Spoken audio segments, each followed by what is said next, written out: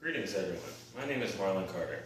It's a pleasure for you all to join me today, as today I will be discussing 6 different videos created by the communications coach Alexander Lyons on how to become a more efficient public speaker. Now then, without further ado, let us get started. The first video is called How to Start a Speech. There are numerous different ways to start a speech. The first being to tell a concise story. You have to make sure that story is relevant and that you must keep it brief. Your introduction should not be long, it should always be short, and by telling a concise story, it's an excellent way to get your audience engaged. You can also start your introduction by asking key questions. Those key questions must of course be relevant to the story and they must engage the audience. You can either answer those questions on your own and or you can get the audience involved. And by doing this, you engage their minds. You can also start your introduction by sharing a powerful quotation. By sharing a powerful quotation, it can result in a more impactful effect on your audience's emotions, and it may perhaps motivate them. You can also open with an interesting or fascinating statistic or data. In doing so, it can shock the audience and cause them to want to learn more about the topic. Or you can use a visual illustration, which will appeal to the audience's interest. Because in seeing the visual illustration of what you're talking about, it can result in them wanting to learn more about how it functions or how it works, whatever topic you're relating to. Or you can use a prop by starting your illustration. For example, Alexander Lyons used a king piece of a chessboard, and it was relating to the topic of leadership. So that was an effective way for him to start his presentation. Now, would I use any of these ways and would these tips help me? Absolutely. All of these would definitely assist me in being able to do better and more effectively start a speech and or presentation. The second video is how to organize a speech or presentation. When organizing a speech and or presentation, you first must outline your speech or presentation. Your presentation, the organization of it must be an introduction, a body, and a conclusion. Your introduction it's your attention grabber. You have to grab the attention of your audience. So basically, it's going to be your thesis statement, where you give a preview of the topic. And it must be, of course, short. It pretty much should take up 5 to 10% of the time of your presentation, such as, for example, if your presentation is 10 minutes long, well then your introduction should be no longer than a minimum of 30 to 1 minute. So also during your before your introduction, you want to prepare by not doing any pre-introduction chatter. You want to avoid those things because it can reduce your credibility. For example, if you were to begin chattering about how is the technology working, then that wouldn't be, it would come across as awkward and or weird and really reduce your credibility as an effective public speaker. And then you also don't want to reintroduce yourself numerous times. It can show a lack of confidence, and that's just something you don't want to do after you've already done it. And then moving on, you want to get started with the body of your presentation. Your presentation, the body of it must take up 85%. This is going to be the largest part of your presentation or speech. And in doing so, you must go over the 3 key points that you're going to cover during your topic and or presentation. Your topic and or presentation, those 3 key points must be organized, and they have to make sense and be logical. You want to make sure that your audience is capable of understanding it and that you convey it in a way that they understand it. You want to make sure to add relevant details to your key points. And you want to make sure that there is a clear transition between each key point. During the body of your speech, you want to make sure that, for example, when you get to the 3rd key point, you don't say, well, finally, because when you say finally, then that may cause your audience to believe that, oh, his speech is now coming to an end, when you have not even reached the conclusion yet. So, that's why you want to be careful about how you transition between those key points. Now, on to the conclusion. You want to make sure to signal the end. There are numerous ways in which you can do this, but the most common and effective way to do so is by saying, in conclusion to this message. That is one way in which you can conclude and signal to your audience that, hey guys, I'm about to close, it's about to come to an end. So yes, then you want to reinforce your argument, recap everything, summarize it, have a call to action if possible, to let everybody know to take this knowledge and attach it to your life, or maybe you can convey it to someone else who can utilize that information in an effective way, which is something else you can do. And you can end with a clincher.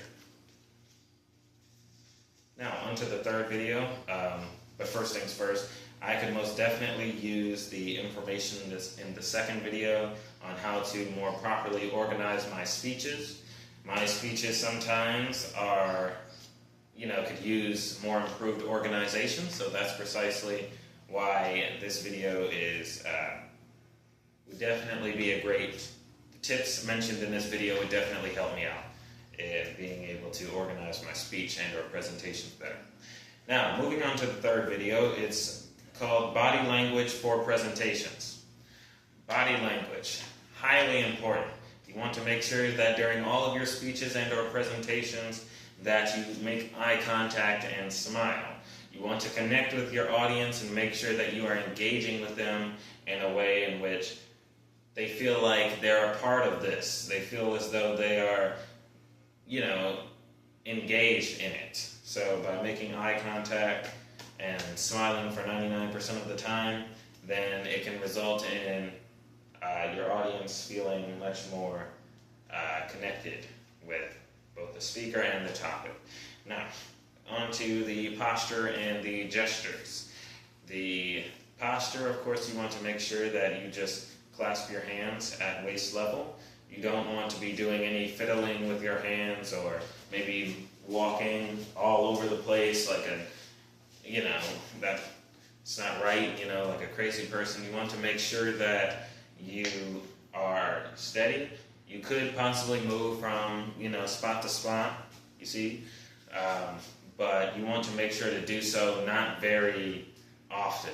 You want to make sure that you do so just enough to where you don't seem like crazy or something like that. And then for your gestures, you don't want your gestures to be all over the place. You want to make sure that your gestures are reasonable and that you're conveying a message in which it doesn't make yourself seem like, strange. Like you don't want to be performing any strange gestures. So you want to make sure to have your hands clasped together at waist level and simply just convey a message, you see, and just regular hand movements to, signal to people. Honestly, that's something that you're supposed to do. Now, don't shuffle your feet or sway and cross your legs or pace or lock your knees. You don't want to do any funny movements. You don't want to do anything strange during your presentation or speech. And don't lock your knees because it can result in you falling over. You want to make sure that your legs are shoulder length, and that you don't end up doing anything strange like that. And you want to make sure to pause and nod after making a key point, so that your audience can feel more engaged, and it can, by pausing, your speech can be more impactful.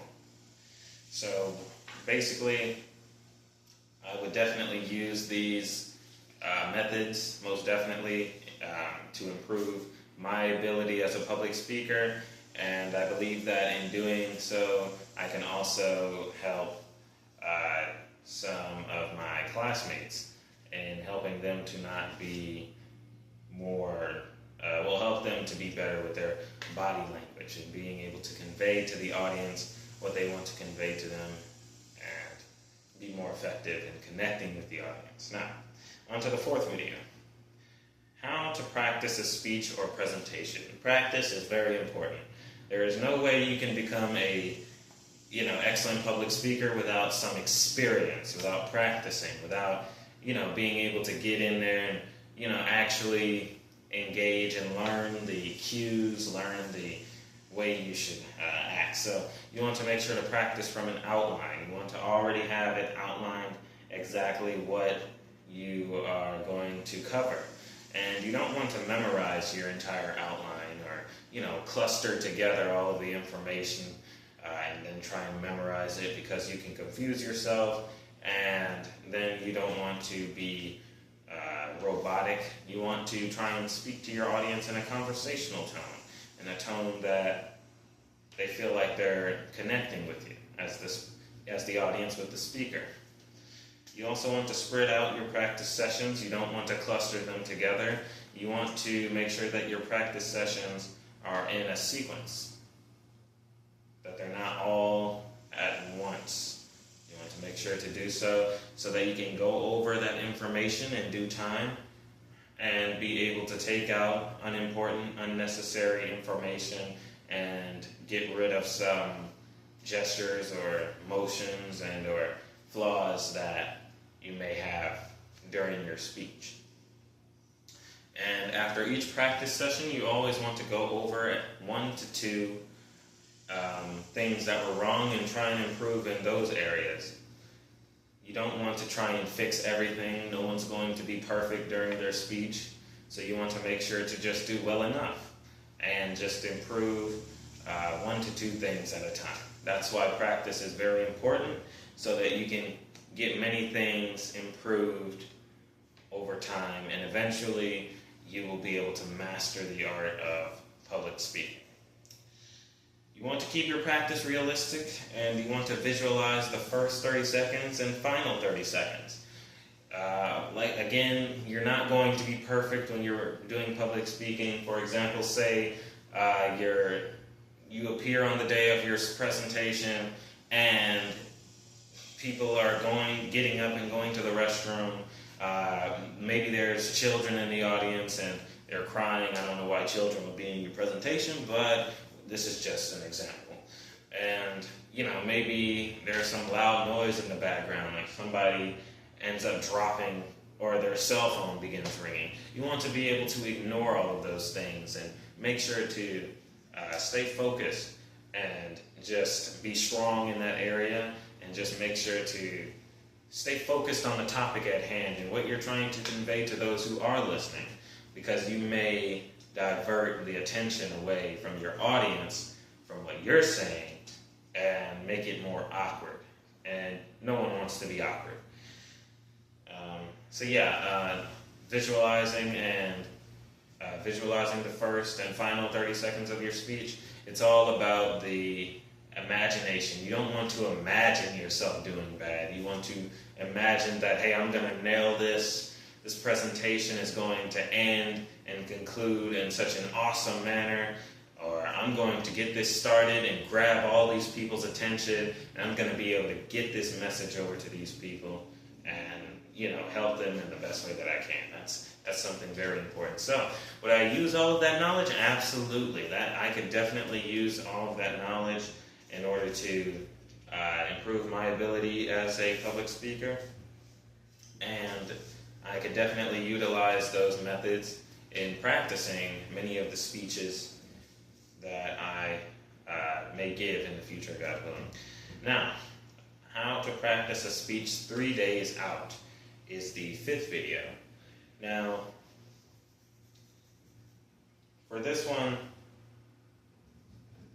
it's over a course of 3 days, and for the first day, you want to not care at all, really, about how how you sound, You don't want to care about how your presentation may sound to you while you're practicing in the beginning. You want to be more concerned about just simply practicing and then going over it the next day or maybe 5 hours later.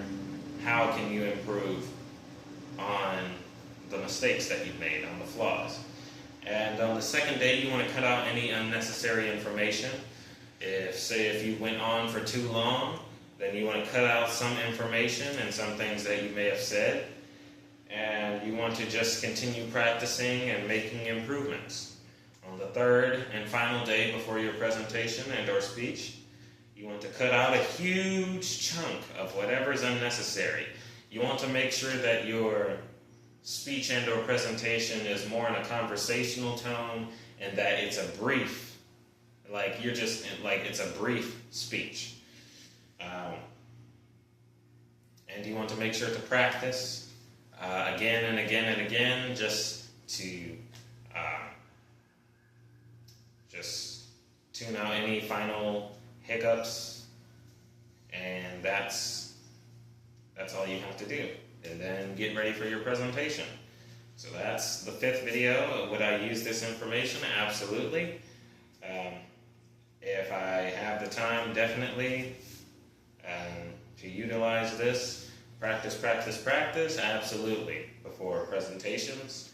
So I can improve my ability as a public speaker and even try and make my presentation more effective and more comprehensible to the audience.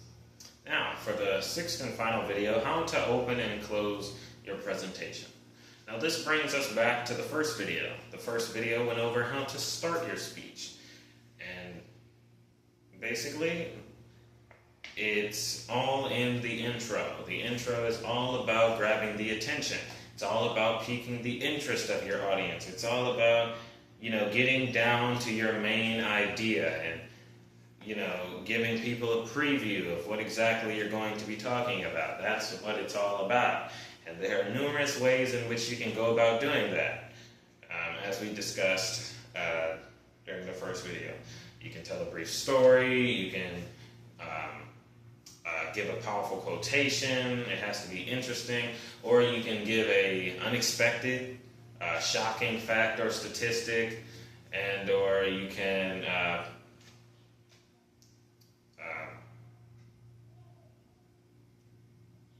quote something, or, those numerous things. There are numerous ways in which you can start your speech. Now, finally, you want to signal the end.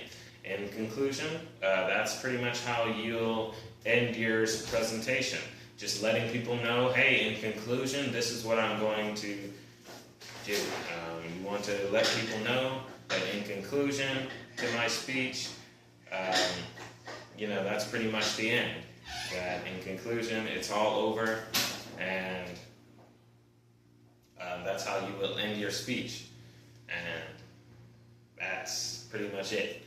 So yes, thank you very much. Would I use this information? Most definitely. Opening my speech, definitely try and practice using those methods inside of my speech. I definitely have to try and practice, because not every story is going to fit every introduction. A statistic or data, you'd have to do your research and make sure it's accurate. And quotation, you have to do your research, make sure that's accurate. And of course, everything has to be relevant to your topic. But most definitely, I will try to utilize those, God willing, in all my future presentations and or speeches. And of course, an ending to a speech is always going to be just a conclusion.